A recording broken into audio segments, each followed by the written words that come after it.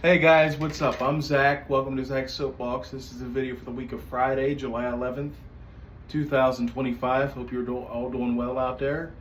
Welcome to my channel. Please feel free to like, comment, and share on this video if you liked it. Give it a thumbs up, you know what I mean? Share it around if you can, if you want to. Anyways, let's get started because I might start rambling a little bit.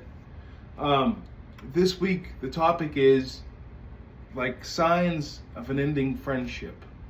I don't befriend many people really, and I don't really get close to people. But around 2015, I met a guy who lived up in Toledo, Ohio.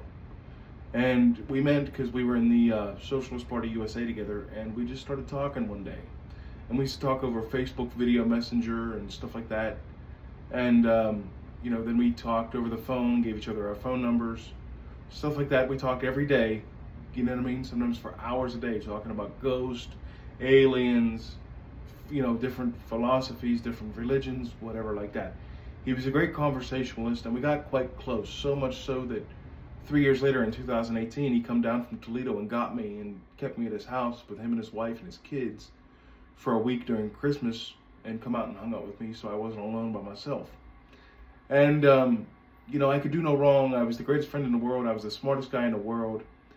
But I did notice that he seemed to kind of have different identities all the time. Like he'd go from one political party to the next, one religion. Like in the 5 years of our friendship, he started out as an Orthodox Christian, then he was a Jainist, then he was a Buddhist, then he was an atheist, then he wanted to be a Satanist too, like I am. And looking back, sometimes I think the only reason he kind of befriended me was because I make no secret of my affiliation and membership in the Church of Satan. I've been a member it'll be 13 years now in September. I believe September 24th is my Satanversary. Anyways, I think looking back that I was literally just the satanic friend. What better way to learn about a religion than to befriend someone who practices it?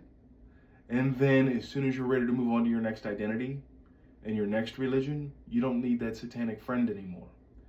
Let me give you a few examples. I wrote down 6 signs I noticed over the course of our friendship. And like I said, we talked for hours a day. I was never wrong. I could do no wrong. I mean, he even come down from Toledo 3 hours each way to pick me up to celebrate Christmas with him and his family. But for the life of me, I will never understand why you would befriend someone and come get them from, Toledo, which is almost Detroit, Michigan. It's only an hour outside of Detroit, and come all the way down to western Pennsylvania, northwest Pennsylvania, to get me and then celebrate Christmas with you for a week and meet your wife, your grandparents, your mom, your dad, become friends with them on Facebook, etc., etc. And then I come to find out, that as soon as you're done with me and as soon as you're done with learning about Satanism, you're done with your satanic friend.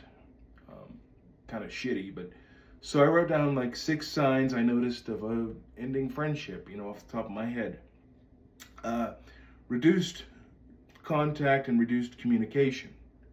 Like I said, we went from talking every day, sometimes for hours a day, sometimes more than once a day, to a lot of dead air on the phone, a lot of nothing to say, a lot of quiet silence, stuff like that. You can tell somebody's hiding something from you, and you can tell that there's two guys that were so close they could tell each other anything and call each other brother, to let a dead silence on the phone all of a sudden.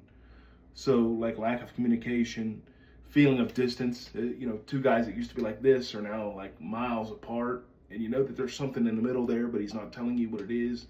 He's hiding something from you. A lack of mutual respect. As soon as he was ready to move on to his next identity, I became dumb and stupid, and everything I thought or believed, oh, shut up, that's stupid, oh, that's dumb. And one of the reasons I ended the friendship is because I have more self-respect, to where if someone's calling me dumb or stupid, then you can kiss my fucking ass. And after a while, if you can't show me some mutual respect, even though we might agree or disagree, then we're not really friends, are we? Okay? So lack of respect, constant criticism, you're dumb, you're stupid, that's stupid, you're dumb, etc., etc. Like I just said, feeling of relief after the friendship ended, after about a month. I grieved. I did, because we got quite close. I even used to say things like, dude, you're more of a family to me than my actual family, because he would literally call all the time, and he even came down from Toledo to get me for Christmas one year. So yes, I felt like that he earned the right, but why take that why take all that time to get to know someone for years on end, and then as soon as you're done, it's all for naught? Like, you got what you wanted. Because even my old neighbor Tom used to say, well, I always felt like that guy was just using you. And I'm like, well, using me, I don't have any money or anything to give. He's like, well, no, but you do have other things. And so that's kind of what I figure, is that I was the novelty friend. I was the Satanist friend for a while, that sort of thing. But feeling relief after it was over. And then talking to them becomes a chore. Like I said, there's a lot of dead air on the phone. You're talking about the same things over and over again to avoid whatever he doesn't want to tell you, etc., etc. Things like this. And then after it's over, I'm the bad guy for ending it, because I knew it was ending anyway, because all of a sudden there's dead air on the phone. So you can kind of tell it's over. You know what I'm saying? I've had phone friends or internet friends before, and the distance and everything, you can kind of tell that the last 2 or 3 months of the friendship, it's really we're talking about the same two or three same things over and over again, etc., etc. But he always seemed to be one of those people that were always looking for an identity, and I should have saw that coming. Because over the course of our friendship, I seen him like dump other friends too, and I always thought it was just, he always painted as though it was the other person's fault, as to, oh, I blocked so-and-so, or I don't talk to so-and-so anymore. And then they would blame, well, because they're a drinker, or, they drink too much and their personality changed, things like that. But looking back, I was thinking it was probably him. You know what I mean? Because he did say that the one guy bought him like a PlayStation, and he kept the PlayStation and then dumped the friend. So looking back, that was a red flag right there. Or that kind of friend where you can do no wrong and they'll do anything for you until they don't need you anymore. You know what I mean? That sort of thing. But so, signs of friendship is ending. Sometimes it's like, it's for the better. I mean, just like any other relationship or anything in life, it goes through a life cycle. You know what I mean? But when there's no mutual respect left, somebody's hiding something, you can't be honest with the person, etc., etc. It's not really a friendship to begin with. But like I said, I don't understand why you'd spend 5 years building a relationship with someone just to learn about their religion. I mean, like the Satanic Bible and the Satanic literature, it's all available on Amazon. The Satanic Bible retail for like $8 in any bookstore, or any online bookstore is like $8. Why would you go through all that, getting to know somebody, earning their trust, just to stab them in the back as soon as you're ready to move on to something else? How convenient that you're ready for your next identity and don't want to be a Satanist anymore, which I never made him be or never encouraged him to be. That was all on him. And then, oh, I'm ready for my next thing, or I'm not interested in this anymore, let's find a new friend. And you can tell you've been replaced. I just always felt like I was being replaced, like he was talking to somebody else online in some other group, like he found a new identity. You know what I mean? He totally changes your personality, always just looking for the next identity badge and that sort of thing. But so I almost feel like I wasted all those years just for that. And then, like, after the friendship, I'm the bad guy for ending the friendship, but it was already over anyway. If you can't maintain mutual respect, even if you disagree, then you're not really friends in the first place. You know what I mean? That's what basic kind of human interaction is based on: mutual respect, mutual admiration, things like that. So if you can't maintain basic fucking respect, you're not really friends in the first place. So yes, I ended the friendship. That's true. But it wasn't for the reason he gave and he said it was. That sort of thing. But anyways, guys, I just kind of wanted to vent and just kind of say that. But watch out for people like that, Because there are people that sometimes will just befriend people to learn something, and then as soon as they're done with you too. You know what I mean?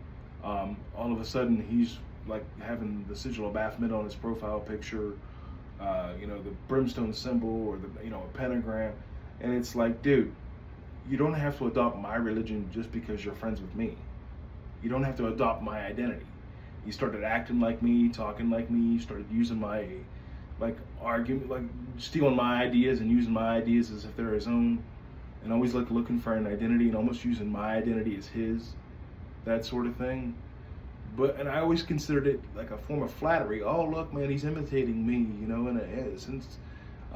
Imitation is the sincerest form of flattery.